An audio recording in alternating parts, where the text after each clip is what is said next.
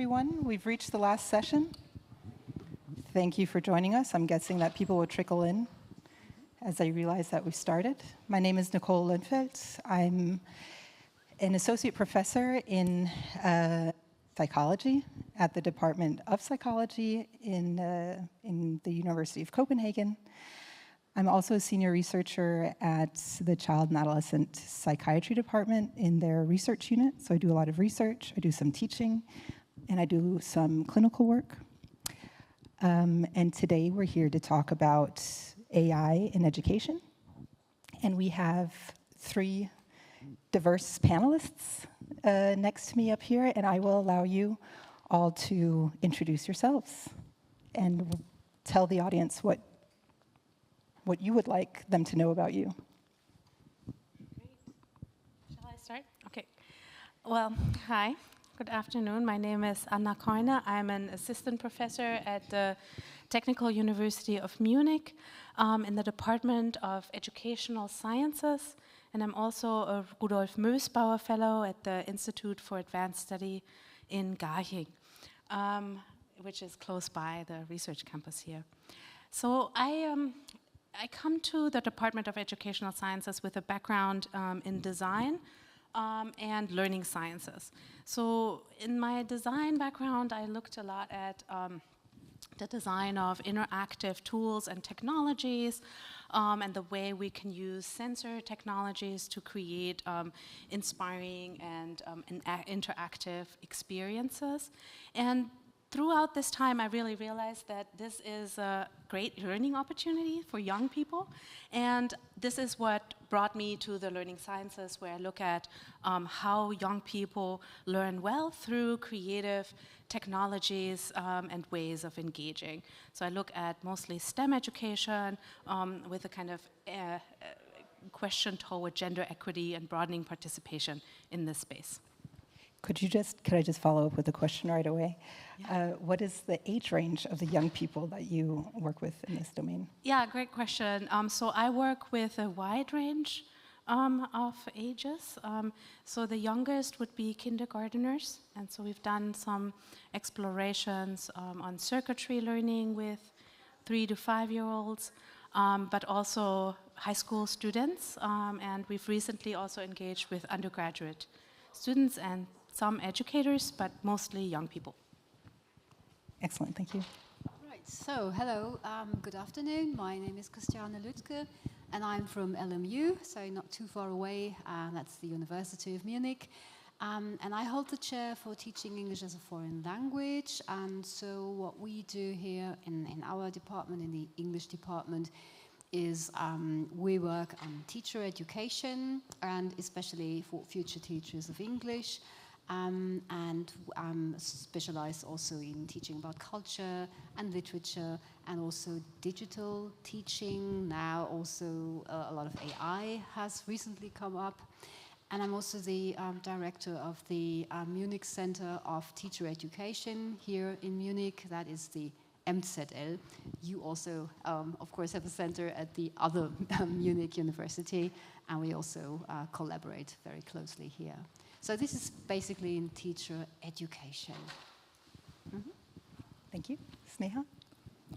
Good afternoon. My name is Sneha Das, and I'm a faculty assistant professor at the Technical University of Denmark.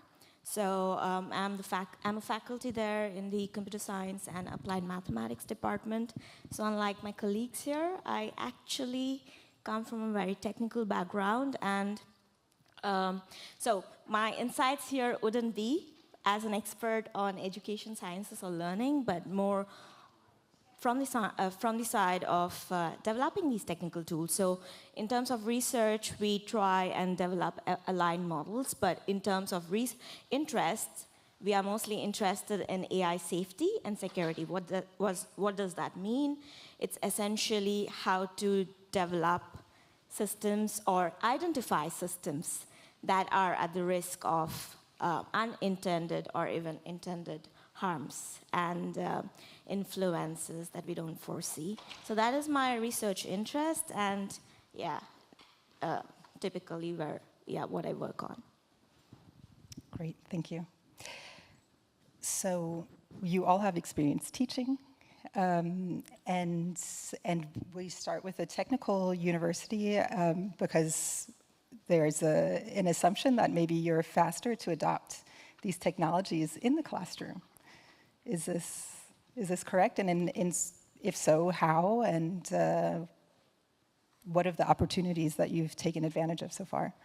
So before answering that question, I'd like to mention, so I teach courses on machine learning and evaluation of machine learning systems, statistics, and at a level of master's and bachelor's. In addition, we also have courses with PhD students where we are also training and mentoring PhD students. So I, of course, don't have an experience let's say, in non-technical universities. But I would say, from what I have seen, most students in classroom are using these tools. So that's not like if they're using now. I think the question ends up being how they're using it. So yeah, that's very shortly. Yeah, but maybe we'll dive into it more. Yeah. Yeah. So Anna, you've already mentioned that there's several learning opportunities that you've seen. Could you elaborate on some of those? And then be very specific about which age group, because I think it makes a difference. Yeah, so kind of going maybe back a little bit to your previous question in terms of higher education, teaching and learning. So at the kind of, when these kind of ChatGTP first got introduced, at that time I was teaching kind of a basic scientific writing course or a scientific writing course for master level students. And at that moment we didn't have really any university guidelines on how and whether we can use AI. So I think the perspective of us and also perhaps now more the university is for young people or students at the university use these tools to really elaborate on some of their work without necessarily changing their own creative inputs. No?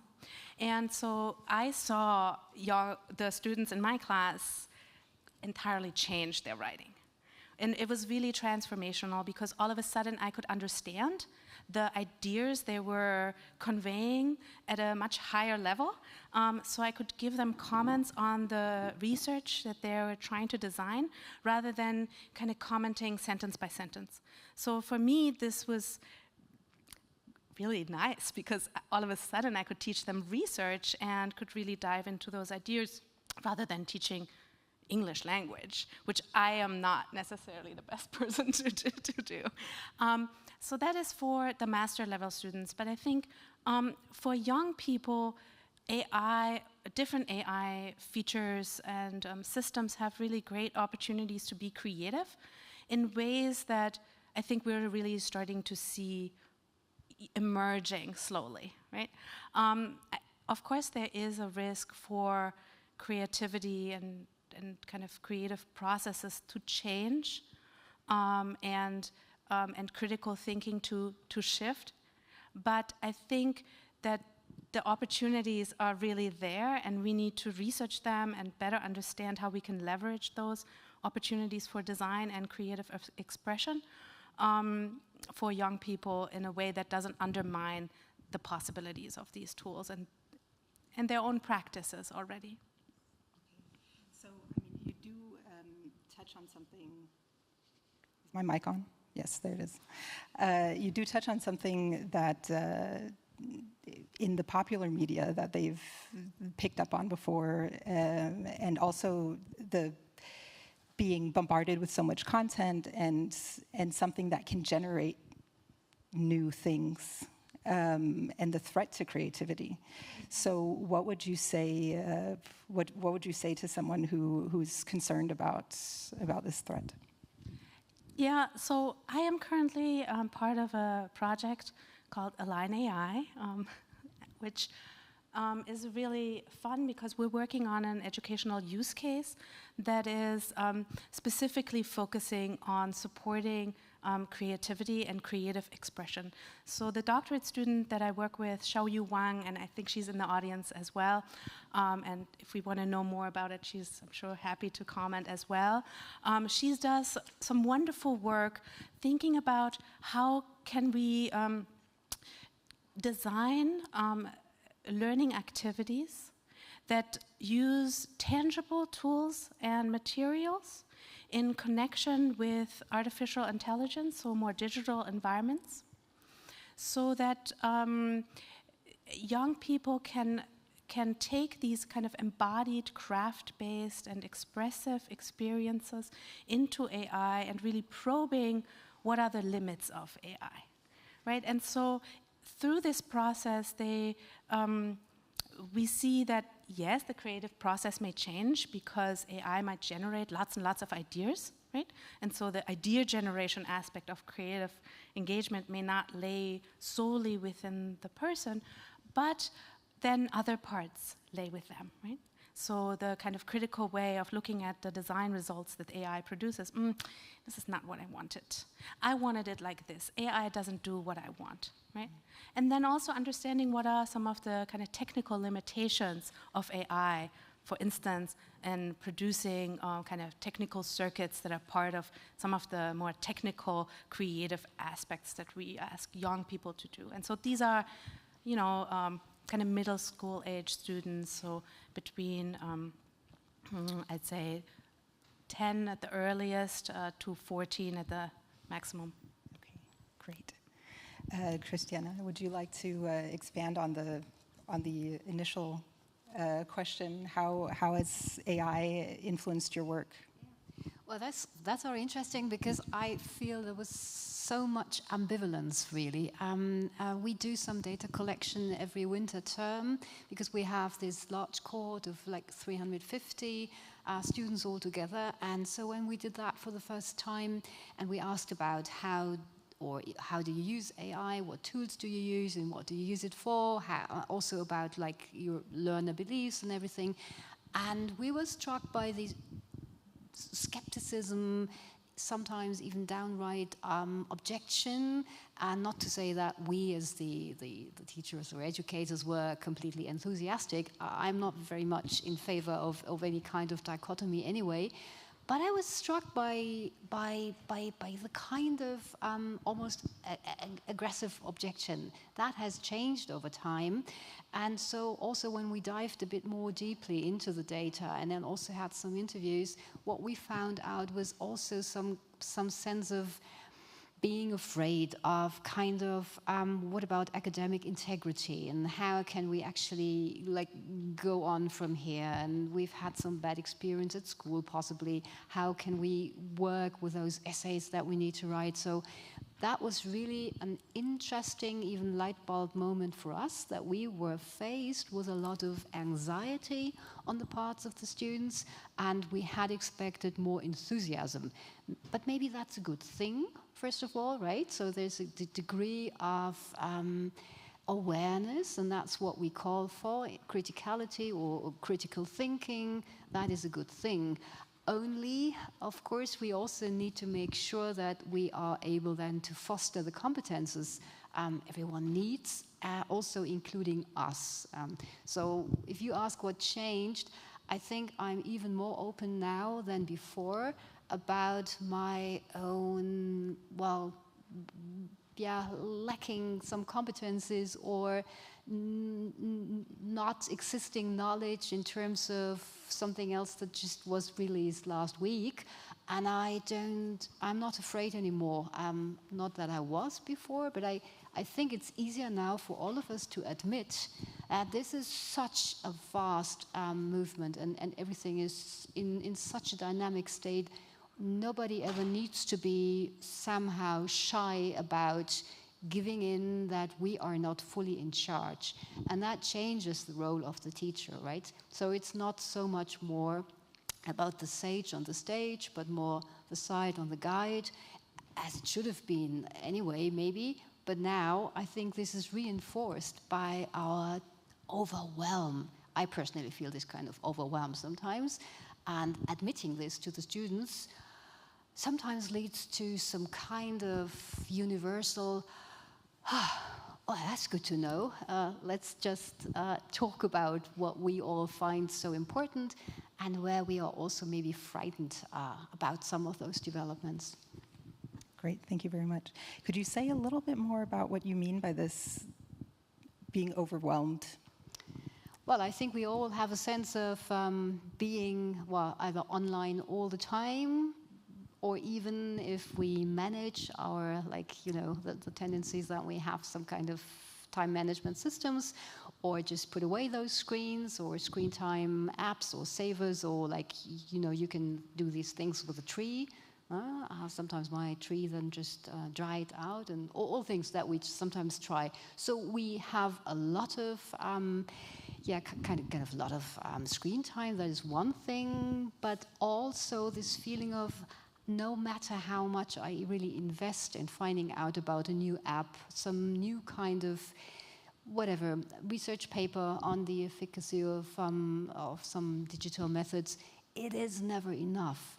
Maybe that has always been true to some extent, but I feel that the dynamic process that has set in is just so vast. So we always feel like in this kind of maelstrom that, in a way, makes it very difficult to reflect. And this is what we need, maybe more than ever, to just stop, admit that we, well, have all kind of, our blank spots, and that we need to reflect on that.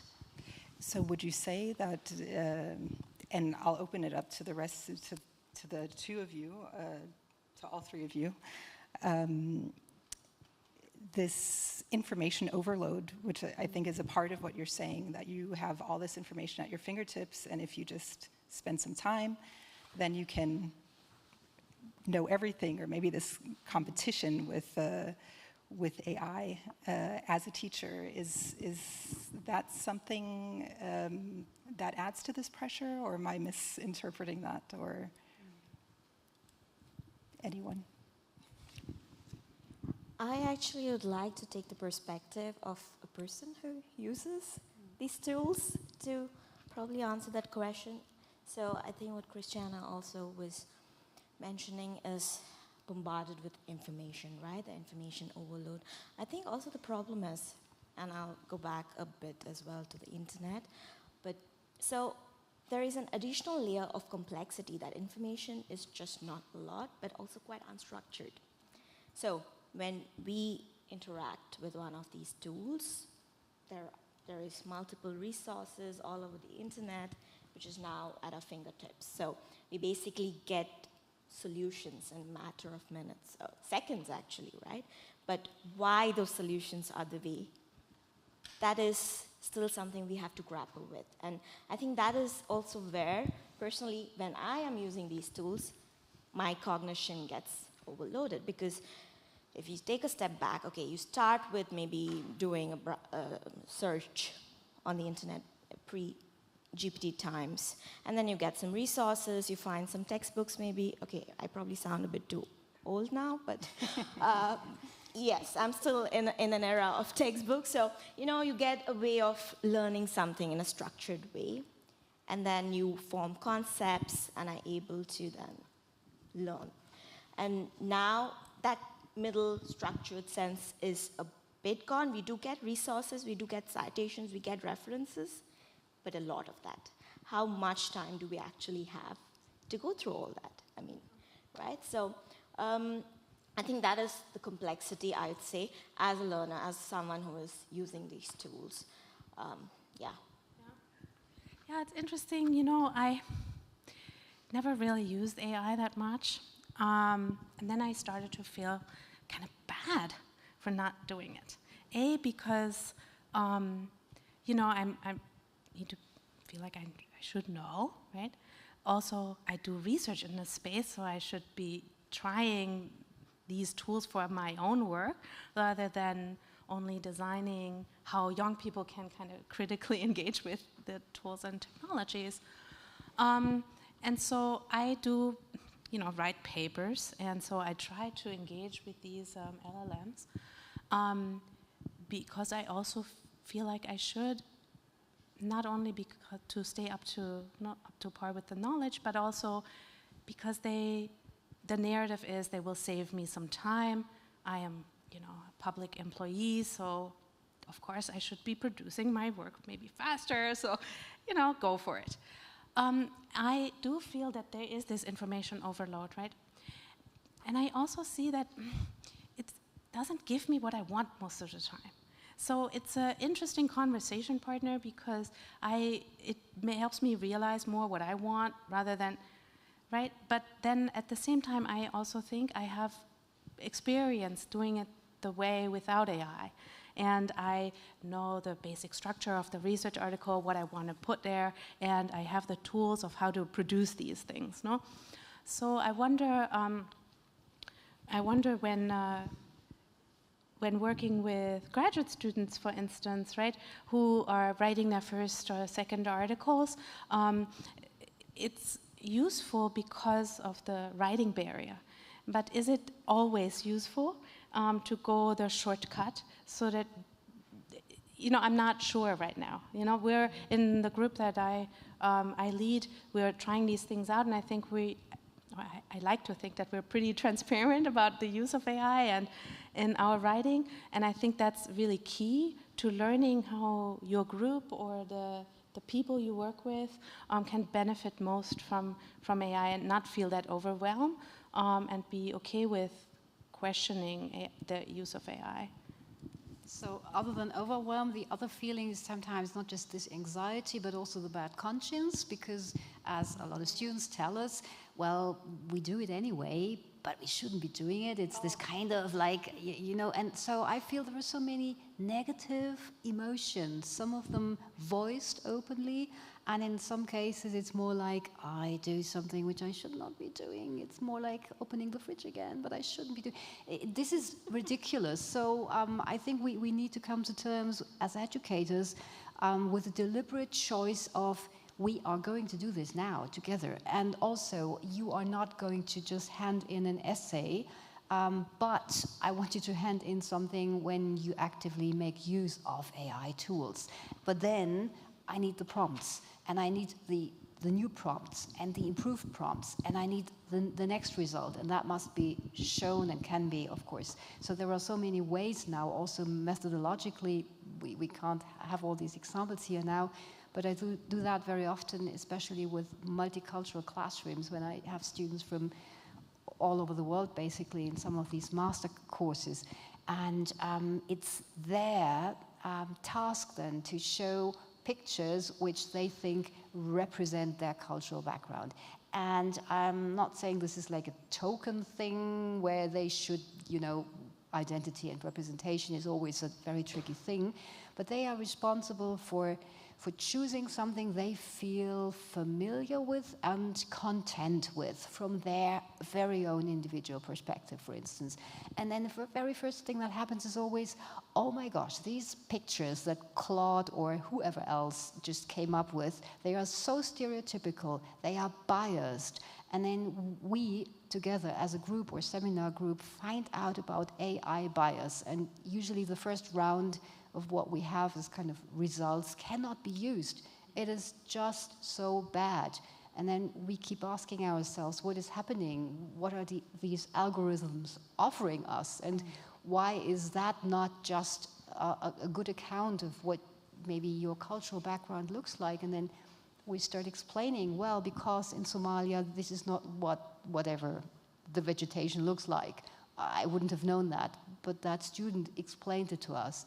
And then it wasn't anymore about AI, it was actually about being in a conversation, in a communication. And I'm not saying that this is the end of all stereotypes, but addressing AI bias is a starting point, not necessarily for improving everything, but making a deliberate choice to look out for this kind of really tricky thing that we should be very, very aware of, especially, well, in very difficult and challenging times right now. Huh? Yes, thank you. You're also touching on, AI literacy and investigating AI together with students and using it as a tool. for learning. Are there other experiences, anecdotes that you have from your own experience learning or teaching, where, or let's take teaching from your teacher perspective, that you were able to do something with AI that you weren't able to do before, that you were able to improve the way that you taught? Well, maybe one thing, especially from the language education part, is of course you can have some kind of communication practice that was not possible before.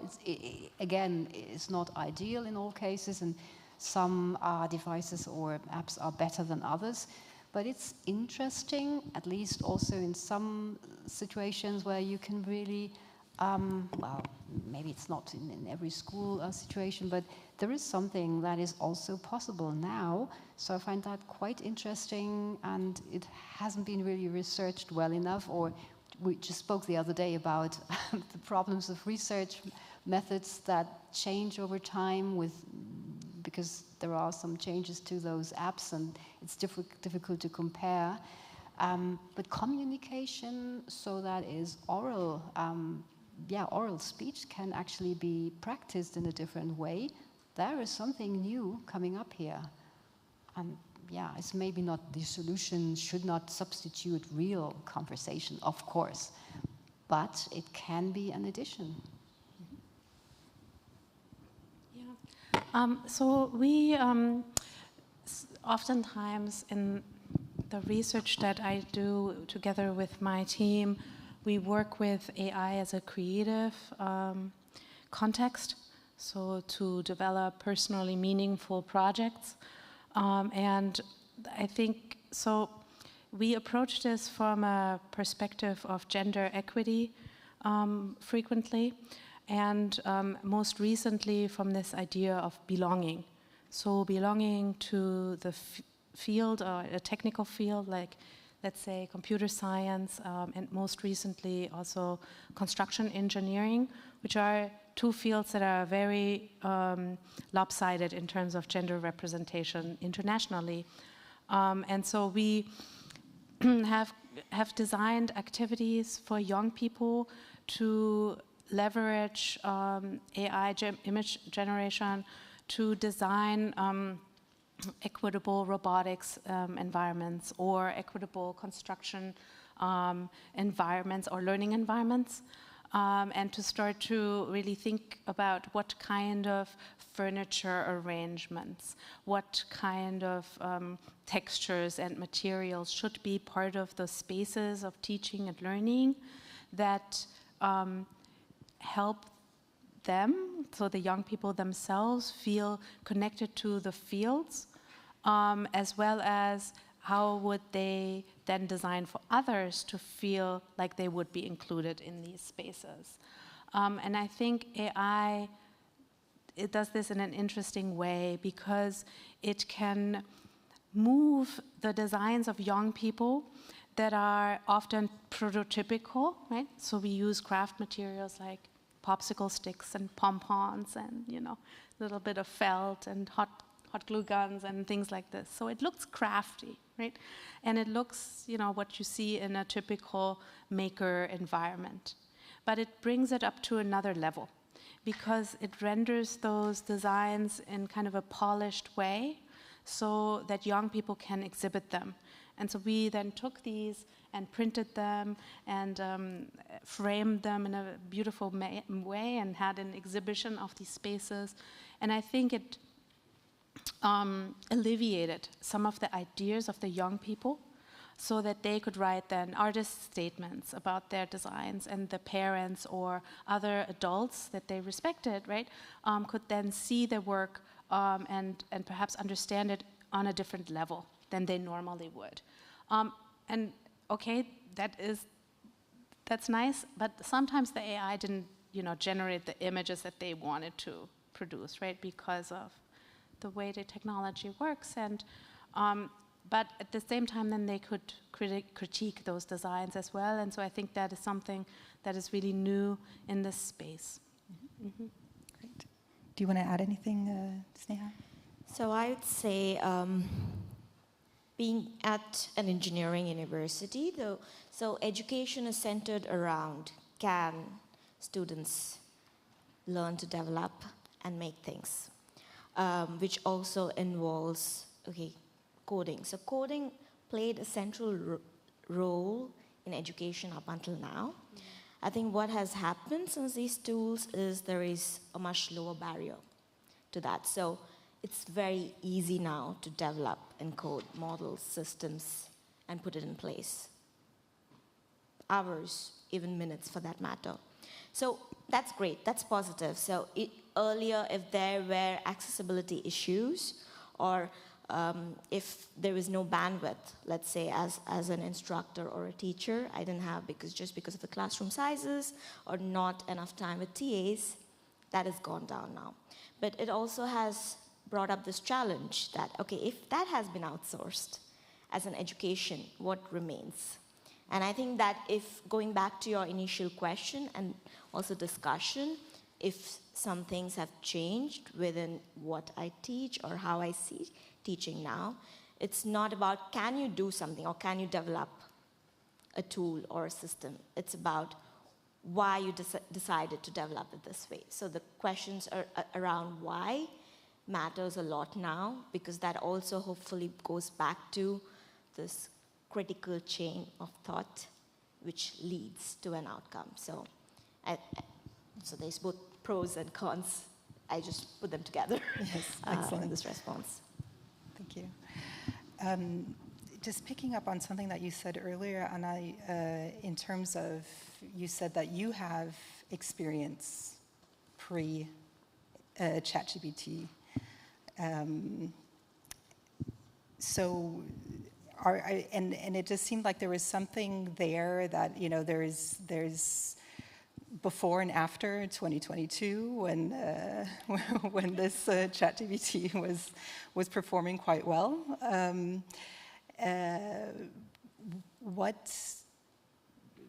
And that there might be maybe some people are discussing that at different developmental stages there might be some things we don't want people to use AI for. They're at the extreme end of it. They're calling for bans, both in Germany and in the United States, in grade school education, for example.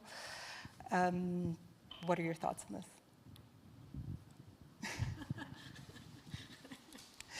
I mean, just in terms of having, what are the skills? Are there certain skills that we shouldn't outsource?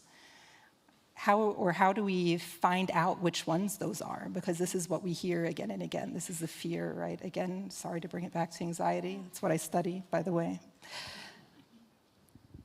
I mean, AI and other digital tools come with a lot of risks and a lot of, ethical dilemmas that I think we need to know about, and we need to make sure that young people who will be using those tools, right, in or outside of educational institutions, know about. I think that we are, as adults, still searching what are all of those implications. We have research projects that are investigating these. We are searching how can we integrate human values into the technologies that we use for education, and Sneha's work is especially focusing on that. How we can then use AIs and teach young people how to use AI in critical ways. If we take these tools and technologies outside of institutions where adults are present that can support young people in learning these kinds of skills, that is a decision of shifting responsibilities to a different place that, I find very critical. Yes. And I think we need to really be sure that we bring ethics and value-aligned ways of thinking about the use of AI into AI literacy. So we don't only teach technological understanding of how to make AI or how to design AI, but also how to use AI in ways that people are aware of the risks and the ethical issues. I mean, thanks for raising the point that we should not just be looking at the technological parts of it, and also that means for me as being not having anything to do with technology, so I sometimes feel that it should not be our task to really go about coding and knowing everything from scratch and programming in primary school, because you need to learn from scratch, and then only then can you maybe get in contact with AI. So also I don't always think that we would be the experts for all the future tasks of the children of today. So it is much more I think really the obligation we have in a way to foster competences that reach far beyond the next 10 or 20 years, and maybe not necessarily always to say how can we block everything, how can we talk about risks only, about, well, challenges certainly, but my feeling is that there is, well, skepticism is always a good thing, right? Because if you are a skeptic, you are an intellectual. And this is maybe also a very German or a very European way of looking at things. Now, this morning we had the guest lecture by Professor Louise Ohashi from Tokyo at LMU. And I also visited her 2 months ago. And in Japan, I had very interesting conversations with colleagues who were less critical than I was, and this is just anecdotal evidence, of course, right? So it's just a feeling. And I thought, well, that's interesting. Now I am the critical person here in the room for a change, right? And I'm not saying that this is like the benchmark anyone should be following. I would just like to raise our attention to the fact that a lot is going on, not just here in this room, in this country, or a continent, but that we should also keep an eye on developments elsewhere. And then, of course, we can always ask, are we just doing it because we have to do it, because otherwise we have problems economically, or are we also aware of the influence we have for the cultural impact that we need to make, or for, you know, all these other issues of talking about bias, but not being skeptical all the time, not over-regulating, because not even making all those options even, well, yeah, not even realistically feasible if we just always block things. There is so much more potential for creativity, as we sometimes also do with some of these literature lessons when we have texts produced by AI and then criticizing those results and then embellishing them and making them nicer. And so there's so much you can actually do if you also have a kind of creative stance. I feel there is so much more potential that we could make use of, maybe a bit more confidently than we do, and not always just ask first how can we build up just another wall in order to keep things out, because that's not happening anyway.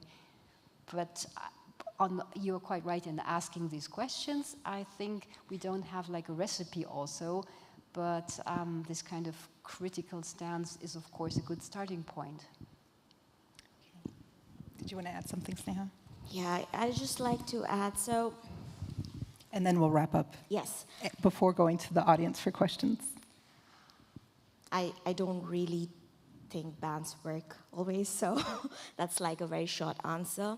But there is a reason for why a lot of the countries have gone ahead and banned certain tools for use in education. It's just that we don't understand it sufficiently. Not understand, but how it works, or what are the impacts. So technology is moving very fast, as was also mentioned multiple times in a lot of the panels and other sessions. And the structures around it, institutional, societal, political structures, take time to adapt to it. And in the meantime, so essentially this is the only thing we know. But I think what is also missing is the focus should be around how or building ways to measure are actually these tools having positive impact. So just very recently, as a matter of fact, the first pretty much a gold standard paper that was cited like I think multiple hundreds of times got retracted. It was the first paper that showed evidence that ChatGPT actually benefits in education, and it was retracted. It was published in Nature and retracted on the basis that the claims cannot be dependent on. So this is a problem of creating the research question, studying it, and then collecting evidence and publishing. But given this evolution of technology and also the lack of how we measure, audit, like are these tools actually aiding in creativity? Can they aid in critical thinking? We don't know how to measure that. The only way and measurement criteria these tools have when we are working with it, be that students or us, is, okay, it's based and optimized by the corporations that create it, which is more like attention maximization, retention of interaction with the users. So we have to start thinking about, and that's where also I think when you mentioned ethics, philosophy, and other interdisciplinary domains, to talk about, okay, how do we start measuring and building adaptable, auditable frameworks? Basically, not one that's stuck and static with time, because these tools will keep evolving. That's like a given. So how are these measurement criteria also, are they going to be able to adapt with that? So yeah, to answer your question, the bans are, again, mainly because we don't understand it sufficiently. And also my first response to any new technology is usually cynicism, and then it moves to critical thinking, and then like, okay, positive, it has gains, but this is more like, okay, there is probably, more other, issues, If it's okay to add something else. So because this is a panel focusing on education, I think it's important to keep in mind that we also, I think, always need to think about what we consider learning to be, right? From what perspectives are we looking at learning? And so from my point of view, I look at learning from a constructionist perspective. And so we assume that people learn best when they design personally meaningful projects. And I think this is really the perspective from which I bring in my understanding. And that's not necessarily the way teaching and learning happens in educational institutions around the world, right? I hope that one day this will be the standard, because I think it will help young people to imagine possible futures and imagine the way in which they can address problems, which, Christiane, you also mentioned, problems that we don't even know about yet. Mm-hmm. And I think any which systems they can use to help them do this is a great thing. But that doesn't mean the way we are right now. And where we are right now, we should just, go all Wild West on those environments. And I think this is why I think your work, Sneha, is so important, that we don't only look at the practices in education, how learning happens, that's more on, I think I would say probably on our side of studying learning in context, how people communicate, how people create, but also how the tools have to shift in order to support those creative processes. I think even talking about bans, this is always the big political issue, and maybe the dimension that we cannot touch, all of us anyway. But if I just look at these teeny tiny steps in between that we should be caring about, really, is like curricula, for instance, at the university. So there is something where we still have to have these essays or Seminararbeiten, as we call them, that still need to be handed in some of our modules. And I just talked to this person responsible, and well, we can't change this because the next kind of whatever change of the curricula will be happening in 2.5 years, and until then there's no way, no option of not doing it. So we all know how these products will will, well, how they will actually come to life, and there's not very much we can do about it. And I just don't see that we should always be complaining about others or other, people in the system or even politicians. We could also start looking at some of those things that we can work on and ask our committees, can we please do something about a bit more flexibility in these curricula here, because this does not make sense anymore. But maybe we can just make a tiny shift here and also allow for a portfolio, for instance, plus like an oral mini exam or whatever else. That is something where we can all maybe even get started and not just finger point to everyone else who is responsible for changing things. So this just occurred to me the other day when we also spoke about academic integrity. This is about how we write our texts and how students write their texts, and also pupils at school. So maybe some openness about, yeah, well, we do get some kind of structure when we ask certain systems, and then we don't like them, and then we have a discussion process. And also in this lecture this morning, our lecturer then voiced something like academic integrity really depends also on the context. And I found that interesting, because isn't that moral relativism?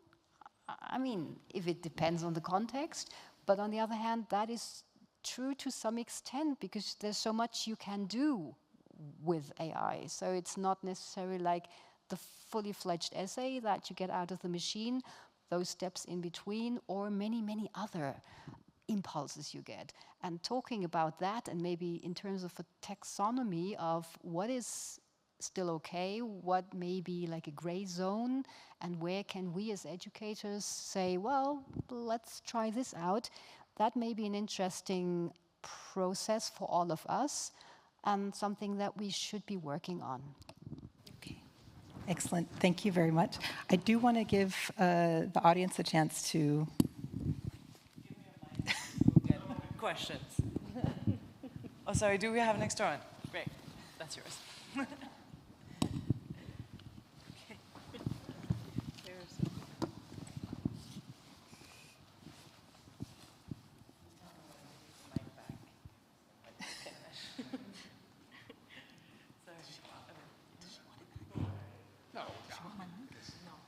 Think of my question. Absolutely fantastic, and it's interesting. I have an observation and a question. And the observation is, it seems to me we have this amazing panel of what we might call AI optimists. Okay, maybe cautious optimists, right? And recognize how we might leverage AI in the classroom, what needs to be in the risks associated with that. But having advised a number of universities that are looking at policies, one of the things that you encounter almost immediately in faculty councils and committee is a wide variety of opinions about the use of AI in the classroom, right? So universities are trying to develop some kind of policy about AI use in the classroom, but yet you have the naysayers, not quite Luddites, right? But those perhaps even with tenure that refuse to use AI, believe that it should not belong in the classroom no matter what, based on the discipline. And we don't have a member of that in the panel, which would be kind of interesting to see somebody who wanted to push back and say, no, never, I never want to use it. Having said that, when we look across all the different disciplines that we have our students work through, is there one or more discipline that you think should be responsible for ensuring that the students are prepared to use AI or leveraging it in their discipline? Is it kind of universal? I was just kind of curious your thoughts, because you all represent, come from different backgrounds and different disciplines. And it's interesting, and you're all looking at ways to leverage that, which would be fantastic. But yeah, I'll stop there.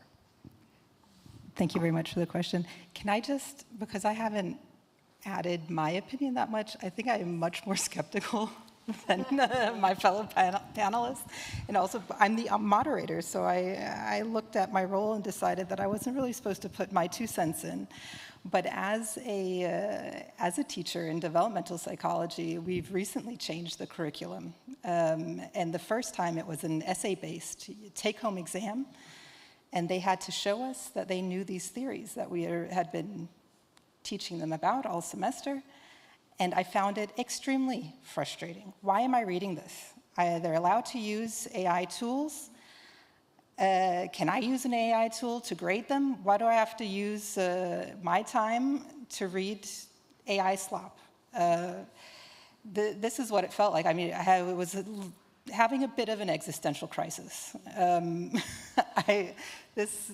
So, and this year, what we've done to change that, what the university the department has decided to do is we went back to paper and pencil. It's a 3-hour exam now where the poor students have to sit and, like in the old days, write in class. And the trade-off for the teachers is that we have to deal with possibly poor handwriting, right?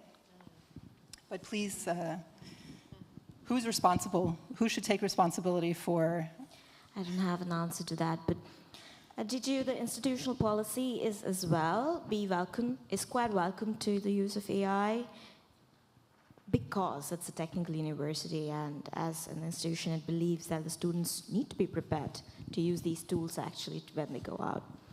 That said, coming back to your point, Nicole, I feel the same way because we are essentially evaluating a lot of AI slop, and I think, I don't know what the solution is, but it's more, we probably have to rethink our assessment mechanism. And I think that's where also going back to pen and paper, but for instance, in the exams or the subjects I teach, you still have to have access to a laptop. And it's only a matter of time when, okay, now you have LLMs based on clouds. It's a matter of time when they'll be locally deployable. And the question is, what then? I don't have a response to that, but essentially we will have to rethink the way we do assessments at the moment. Yeah, it might just mean more work for us, but yeah. In a way, if we are responsible, maybe then we are also responsible for being more creative in those well, whatever we want them to produce. And so this is, I think, what we try very often then is to say, now look, this is the topic, and I know that you will be working with some AI tools anyway, but you really show us very openly which one you used, which prompts you used, and then there's a reflection phase underneath every of these prompts. You may say, well, that can also be done on a meta level in an AI surrounding, and that's for sure. But at least that's starting point, because then you deliberately suggest you are doing that anyway, and that's okay. And I don't have a problem with that. Let's be honest here, and then, but you still need to do some reflection, because I want to see how maybe the line of your argument gets better towards the end or more complex, and that will be the basis for my evaluation, at least for the time being. But I'm sure even that could be, like, outsourced at some stage. Yeah. Do you really want to respond? Otherwise, we said that there was one more question. Yeah, I have one more question. Thank you, first of all, for this very great, carefully optimistic view. Something you all agreed on was that AI is developing fast. And I try now to gauge like what fast means for you and what fast means for me. So when you talk about AI, do you have ChatGPT or Claude Chat in your mind, or do you have Codex and Claude Code in mind? Should I take it? Yeah, at the moment, of course, we're talking about generative AI, and that also means LLM-based ones.